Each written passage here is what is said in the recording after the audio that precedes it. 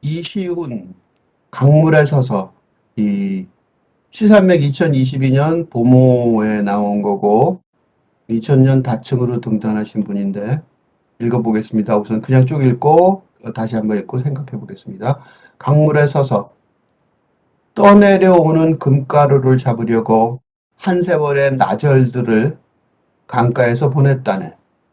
끝없이 물을 퍼올리며 빈 손바닥이 서러워 발길질도 했지.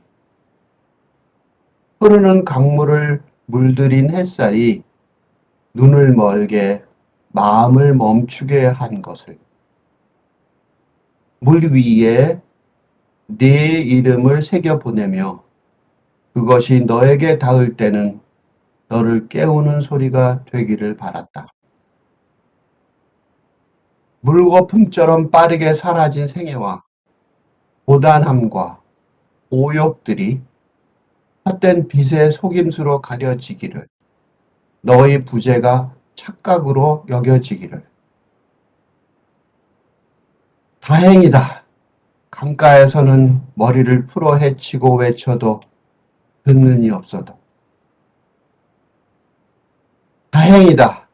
누구도 이 흐름을 멈추게 할 수 없으니.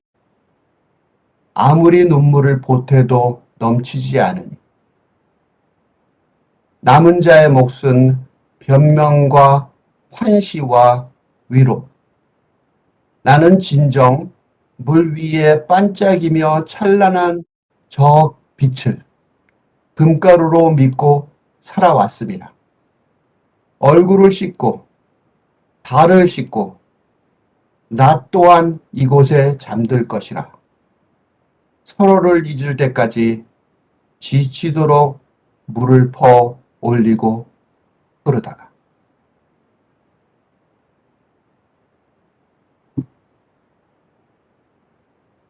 그 강물에 서서라는 시가 힘을 받는 부분은 세 번째 연이 지나고 나서예요. 우선 좀 읽어봅시다. 떠내려오는 금가루를 잡으려고 한 세월 나절들을 강가에서 보냈다네.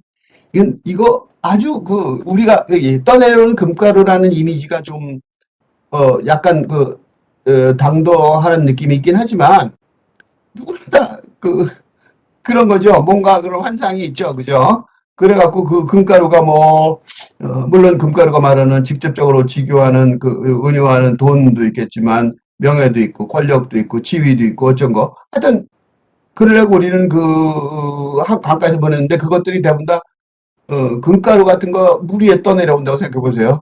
잡을 수 있을까요? 금가루? 잡기 참 어렵겠죠? 참 어려웠단 말이에요. 그게 보면 손바닥이잖아요. 그것도 뭐 기구가 있어 잡는 건 몰라도 손바닥으로 이건 말도 안 되는 거죠. 말도 안 되는 거예요. 근데 우리가 지금 대부분 다 살고 있는 짓이 이 짓 같아요. 그죠? 끝없이 물을 퍼올리면 빈 손바닥이 서러워. 물을 물 없이 떠올려봐야 아무것도 안 건져지죠. 그래서 발길질도 하죠. 분노에, 좌절에 발길질도 하는 거죠. 근데 이거를 마음속에 좀 알고 있어요. 이게 금가루를 잡으려고 그러지만 우리도 이제 금가루를 자기 속에 뭔가 원하는 어떤 걸로 대비하면 생각해 보시면 아는데 사실은 그게 흐르는 강물을 물들인 햇살, 그죠? 반짝이는, 그죠? 그러니까 강물이 흐르는데 강물이 반짝반짝거리죠. 그 반짝반짝거리는 그것들이 이라고, 그죠? 금가루라는 게 그거일 뿐일지도 모르겠다. 딱 첫 줄에 떠내려온 금가루, 이연에 흐르는 강물을 물들인 햇살, 그죠? 그죠? 그 다음에 여기 끝없는 물, 중간에 깨게 만드는 거죠. 그죠? 어쨌든 간에 그런 것들이 한 세월의 나절들을 보내고 발길질하면서 서러워서 아무것도 못 건드리고 발질하는 것도 그렇지만 그랬던 이유가 눈을 멀게 하고 마음을 멈추게 한 거, 그죠? 그거. 근데 여기서 마음을 멈추게 한 것을 하고 목적어가 있죠. 뭐 한 것을 어떻게 했냐 이거죠, 그죠? 한 것을 한 것을. 햇살이 눈을 멀게 마음을 멈추게 한 것. 요거는 말하자면 목적어예요. 뭐에? 뭐의 목적어냐? 무슨 행동의 목적어냐? 잡으려는 거의 목적어일 수도 있고, 발길질한 거의 목적어일 수도 있겠죠. 그죠? 그러니까 여기서 잡으려고, 발길질 하려고, 그죠? 잡으려고는 퍼올리려고 죠 그죠? 퍼올리려고 잡으려고 했던 건지, 그래서 눈을 멀게 마음을 멈추게 한 것들, 그게 이제 흐르는 강물에 물드는 햇살이죠. 햇살이라고 볼 수도 있지만 그 햇살이 멈추게 한 거죠. 그게 우리 마음을 그 작동을 해갖고, 그죠? 떠내는 글까 있지만 그거가 내 마음속에서 그걸 잡아야지 맘먹었으니까, 그죠? 그러니까 목적어가 여기도 되지만 사실 요건 원인이고, 어, 진짜 그렇게 하거든. 요가 전체가 목적어죠. 그죠? 어쨌든 간에, 어쨌든, 이게, 긍정적인, 잡으려는 목표의 대상이기도 했지만, 또는, 포기를 해야 된다는 어떤 그런 거일 수도 있어요. 근데 이렇게 이중적인 생각을 한 거에 대한 그 원인이 뒤에 3절에 나와요. 무리의 내 이름을 새겨보내며, 그죠? 무리의 내 이름을 새겨보내며. 그것이 너에게 닿을 때는 너를 깨우는 소리가 되기를 바랐다. 낭만적 사랑이죠. 그죠? 낭만적 사랑이에요. 그죠? 그러니까 우리가 사랑을 하는 그게 보통 사랑이 이렇게 대답이 쥐면 좋겠지만 이분처럼 이 시의 화자처럼 이시훈 시인하고 맞는지 안 맞는지 이시훈 시인하고 맞지는 않겠죠. 화자죠. 여기서는 이 하나의 어떤 등장인물하고 비슷한 거죠. 화자. 소설에서는 등장인 화자하고 시에서는 페르소나라고 그러죠. 하여튼 그 페르소나가 빈손바닥이죠. 그러니까 내 말이 너한테 전달이 안 되겠죠. 근데 그 이름을 새겨 보내면서 그런 노동의 세월, 금가루를 잡으려는 노동의 세월 속에서 사실은 그 노동을 하는 이유가 뭐냐면 너에게 닿는 소리가 되는 거죠. 만약에 금가루를 진짜 많이 잡으면 무리의 내 이름을 새길 수도 있을지 모르는 거죠. 어떻게요? 요트 같은 걸 사면 그게 새긴 거랑 마찬가지 아닐까요? 험나는 요트? 뭐 하여튼 어쨌든 너무 물질적인가요? 어쨌든 금가루가 돼서 그런 생각이 났을지도 몰라요. 어쨌든 그렇게 이렇게 속물적이 아니더라도 굉장히 그 낭만적으로 서정적으로도 생각할 수 있겠죠. 그죠? 어쨌든 여기까지는 굉장히 서정적인 시죠. 그죠? 고백 시이기도 해요. 고백. 그죠? 고백을 하죠. 이거 남한테 말하기 참 어려운 거죠. 야, 내가 지금 이 나이까지 살았는데 사실은 내 인생 진짜 그래. 아유, 그래. 하고 고백하는 거일 수도 있어요. 그렇죠? 여기까지는 고백이고 어떻게 보면 통념적이고 어, 그러니까 보통 우리가 잘 납득할 수 있는 아주 그 통상적인 어떤 정서의 그 체계를 따라가는 것 같아요. 근데 이거는 작전이었던 것 같아요. 왜냐하면 여기 있는 요 사연이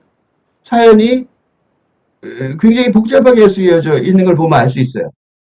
그러니까 물거품처럼 빠르게 사라진 생애와 고단함과 오욕들이 헛된 빛의 속임수로 가려지기를 너의 부재가 착각으로 여겨지기를 갑자기 뭐가 나오냐면 이 삶 전체를 개관하는 개념어들이 등장을 해요.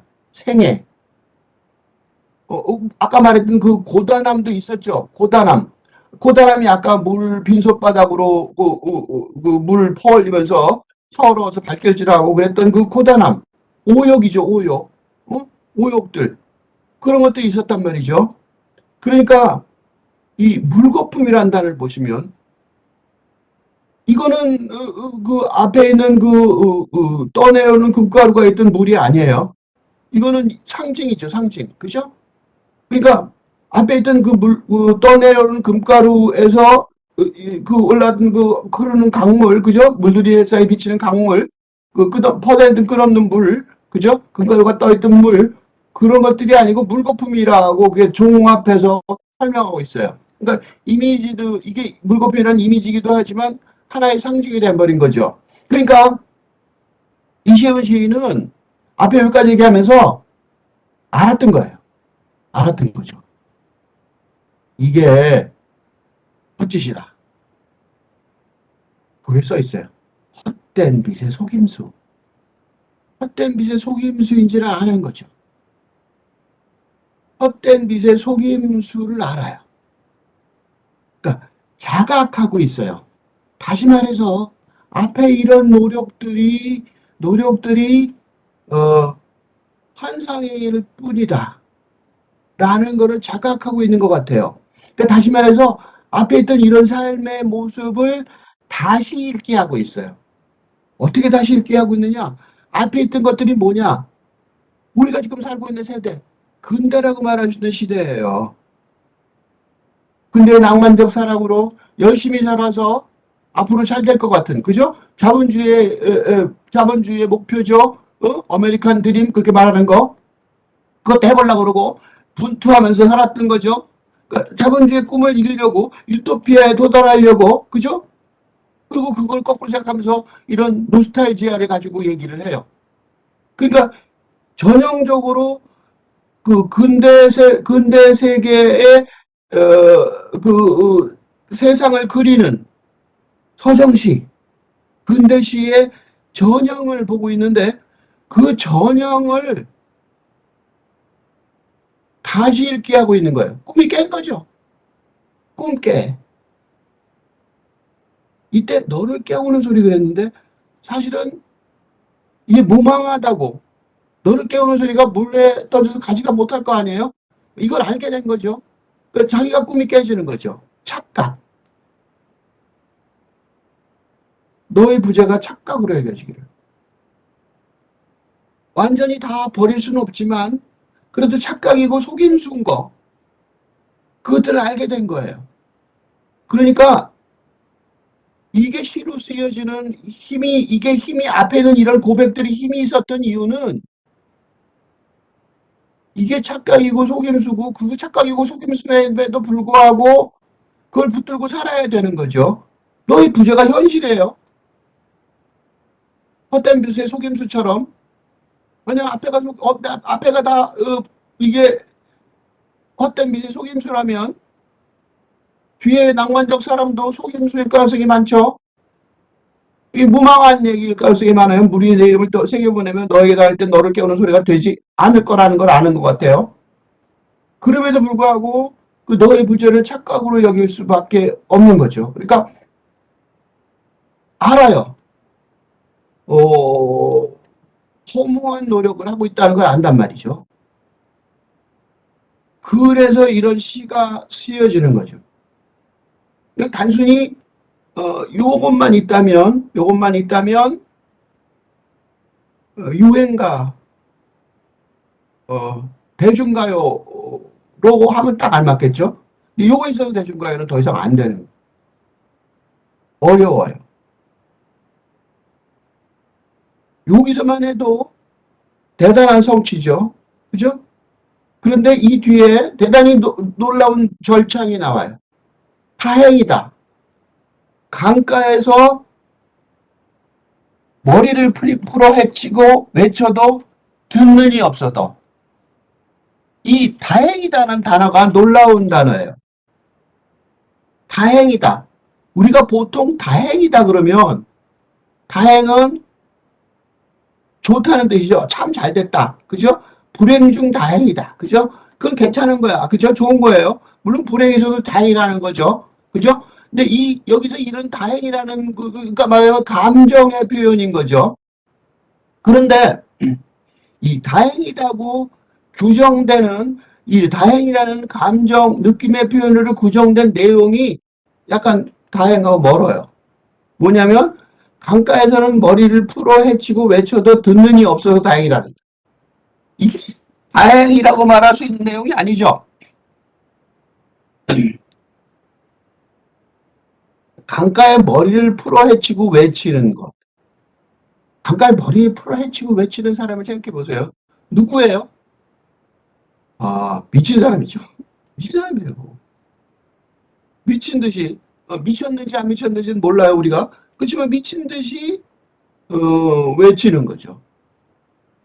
미친 듯이 외치는 거예요. 근데 이걸 다행이라고 그러고 있어요. 조금 어려운 말을 쓰면 푸코의 광기의 탄생, 병원의 탄생이 생각나요. 이건 어려운 말 하나 써볼게요. 미셸 푸코의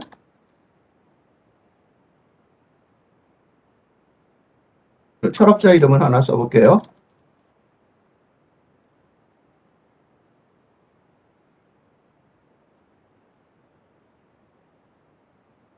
이 미셸 푸코가 병원의 탄생에서 근대가 시작되면서 왜 병원이 탄생됐냐?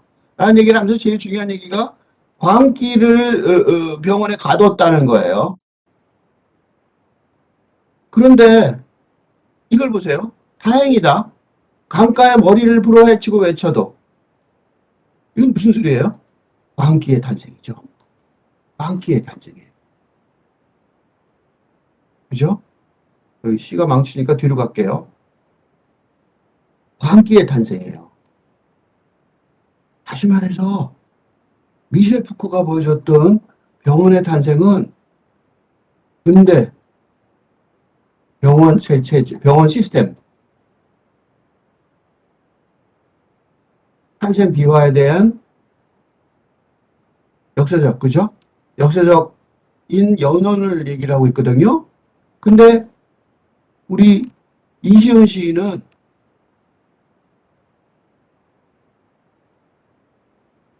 광기의 탄생을 기록하고 있어요.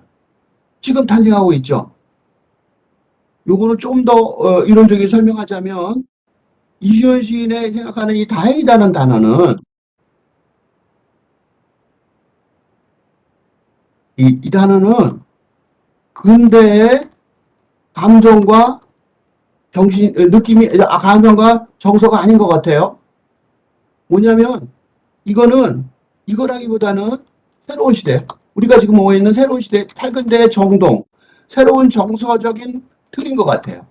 그러니까 그래서 다행이라는 단어가 지금 우리가 보통 통상적으로 우리가 생각하고 있던 감정과 정서하고 안 맞아요. 그러니까 새로운 시대의 감정의 시스템을 만들어내고 있는 거죠. 이건 다행이라고 말할 수 있는 거예요. 왜냐하면 이런 광기는 다행인 거예요. 왜냐하면 지금 시대, 이런 근대 시대, 근대 시스템이 작동이 안 되고 있다는 걸 아니까. 그러니까 너의 부재를 착각이라고 하려고 그러지만 있으니까 두 개가 얼마나 큰 갈등이 있어요. 그러니까 다시 말해서 이 다행이라는 말은 이시훈 시인의 새로운 시대의 감정 시스템, 느낌 시스템을 새로 여기서 만들어내고 있는, 창조하고 있는 거죠. 그러니까 탈근대의 정동 시스템을 창조하고 있는 장면인 거죠. 지금 이게. 그러니까 이게 놀라운 장면인 거예요. 앞으로 이시은 시인의, 이 시가 계속 이렇게 완성형으로 나가면 언젠가는 우리는 어떻게 느껴야 할까요? 라는 거를 이시은 시인이 가르쳐 줘야 될 것 같아요. 이렇게 얘기하면 너무 과장 아닙니까? 그렇게 생각하잖아요. 근데 근대도, 지금 우리가 살고 있는 근대 시대도, 근대의 감정과 정서도 교육에 의해서, 어? 어, 만들어진 것이에요. 내가 맨날 쓰는 말인데, 감정교육, 플로웰의 감정교육이라는 책이 있어요. 이 감정교육이라는 책이 나는 제목만 맨날 얘기하는데, 왜냐하면 내용은 그냥 뭐 사랑하는 얘기인데, 왜 중요하냐면, 생각해 보세요. 그 중세에서 분대로 넘어왔을 때 프랑스 혁명에서, 그러니까 이건 계몽주의 시대죠. 계몽주의 시대에 쓴 건데, 계몽주의 시대, 그러니까 새로운 인간 중심 시대, 신중심 시대에서 인간 중심 시대로 넘어갈 때,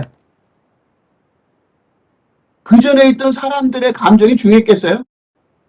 안 중요했을 거 아니에요. 그 전에 인간이 농노였잖아, 그 전에. 노예였다고. 노예였는데 갑자기 인간이 됐단 말이에요. 그러니까 노예의 감정은 필요가 없었는데 인간의 감정은 이제 중요하잖아요. 그럼 어떻게 느껴야 돼? 그 느끼는 게 가장 중요한 게 뭐예요? 낭만적 사랑이죠. 그죠? 나는 너를 사랑해. 옛날엔 그런 게 있어요? 그냥 사랑이 어딨어? 사랑 뭐 속으로 있을지 모르지만 그런 식으로 우리가 감정을 표현할 수는 없었잖아요. 그렇죠? 그러니까 근대 시대도 감정과 정서도 교육에서 만들어진 거고, 이 이시훈 씨는 이제 새로운 시대의 감정과 정서를 만들어 나가는 거예요. 왜냐? 이런 생각을 했으니까. 그러니까 새로운 시대의 생각인 거죠, 이게. 그리고 새로운 시대의 생각을 새로운 감정의 시스템으로 만들어 나가 있는 거죠. 근데 당연히 듣는 일 없어야 되겠죠. 아직 헷갈릴 거 아니에요. 그죠? 저 사람 미쳤네. 그럼 어떻게 돼요? 잘못하면 병원에 가둬지겠죠. 아직은. 그러니까 다행이다. 또 다행이다요. 왜냐하면 여기도 또 하나 또 반전이 있어요. 왜냐하면 그렇다고 해서 이 흐름을 바꿔서 다른 흐름을 만들 수 없다는 것도 알아요. 얼마나 영민해요. 야, 근데 끝났어. 다 치워버려. 혁명에서 다 부셔버려. 이렇게 안 해요. 이거를 요새 말로 뭐라고 쓰죠? 우푼이라고 쓰죠. 우푼. 우푼이라는 말 많이 쓰죠. 그죠? 우푼. 웃기기도 하고 슬프기도 하고. 그치? 우푼이라는 단어를 많이 쓰는 이유가 있어요. 왜냐하면 100% 기쁘고 100% 슬픈 게 없단 말이죠. 그죠?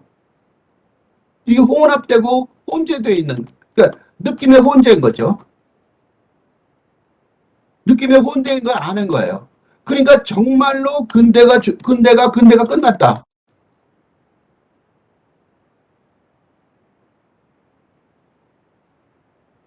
본격적인 시작하고 있다는 사실을 확실히 알고 있는 거예요. 이시훈 시인은. 그러니까 이 흐름을 멈추지 못하는데 그 흐름이 아직은 완전히 일로 넘어가진 않았다는 거죠. 그죠? 아무리 눈물을 보태도 넘치지가 않겠죠. 그죠?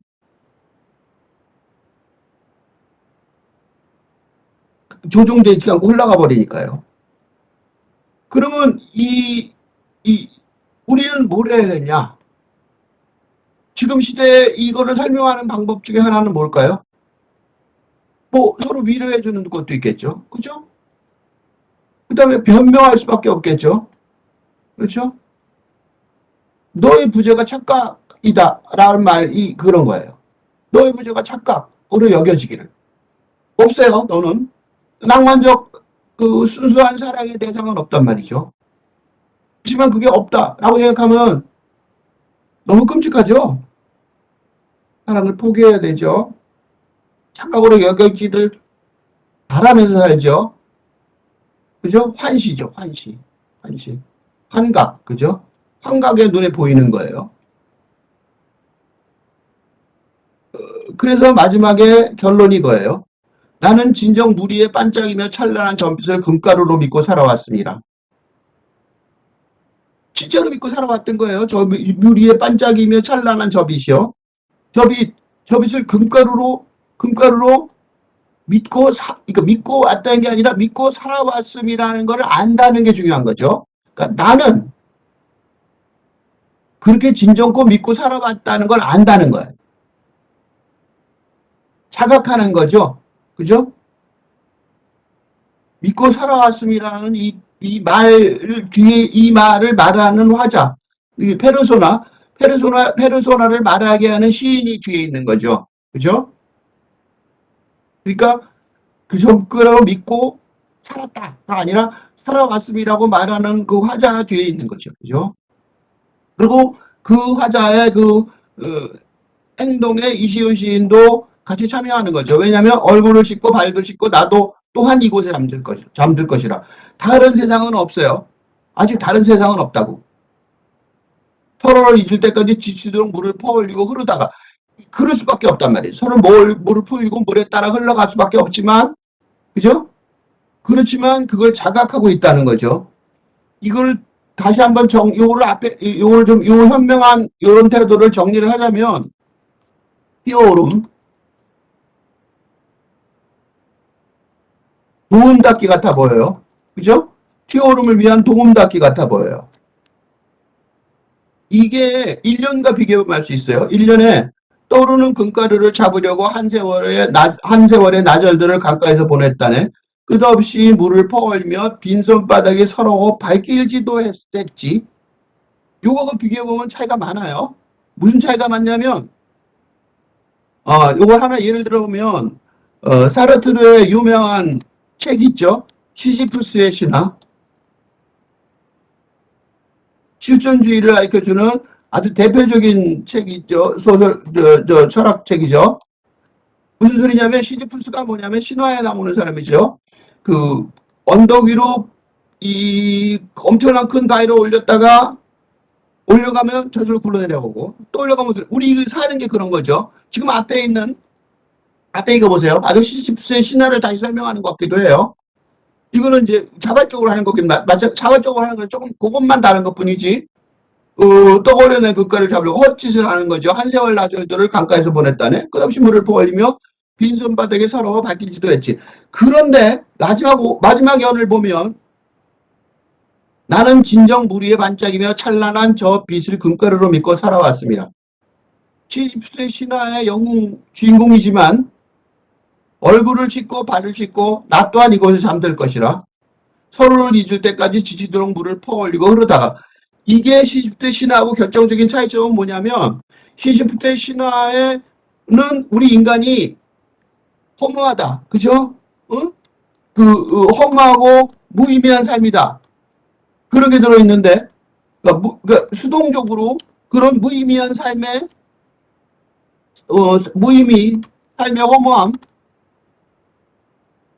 당하고 있지만 지금 이시훈 시인은 이렇게 당하고 있지 않아요. 뛰어오름을 위한 도움닫기로 이용하고 있는 거죠. 그죠? 아직 새로운 세상이 안 왔으니까 그러니까 시지프스 신화처럼 무의미하고 허무한 삶을 사는 것 같아 보이는 것 뿐이라는 거죠. 대단하게 아직 새로운 세상은 안 왔죠. 물론. 그래서 그렇게 살아야 되는 거예요. 지금도. 그렇게 흘러가야 되는 거죠. 흐르다가. 그렇게 흘러가야 되는 거죠. 그렇지만 흐르다가 끝까지 흘러가지 않을 거라는 걸 아는 거죠. 왜냐? 우리가 지금 하고 있는 일이 변명과 환시와 위로라는 걸 알고 있으며 그를 눈 똑바로 뜨고 물거품처럼 빠르게 사라진 생애와 고단과 오욕들이 헛된 빛의 속임수로 가려지기를 그냥 너의 부재가 착각으로 여겨지기를 하고 바라고 살다는 것도 알고 있으면서 더 놀라운 거는 그런 감정의 틀도 전혀 새로운 툴을 만들어 나가야 된다는 것. 그리고 진짜로 만들어 나가고 있다는 것. 이런 걸 보면 새로운 시대 창조에 이시훈 시인이 크게 공헌하고 있으니 이런 무의미와 허무에 빠져 있다고 볼 수가 절대로 없는 거죠. 강물에 서서 역사의 강물에 서서 이시훈 시인이 남들이 보기에는 똑같은 무의미하고 허무한 시지프트의 신화의 영웅 같은 그런 행위를 하고 있는 것 같지만 이 시라는 작업을 통해서 새로운 시대를 사상적으로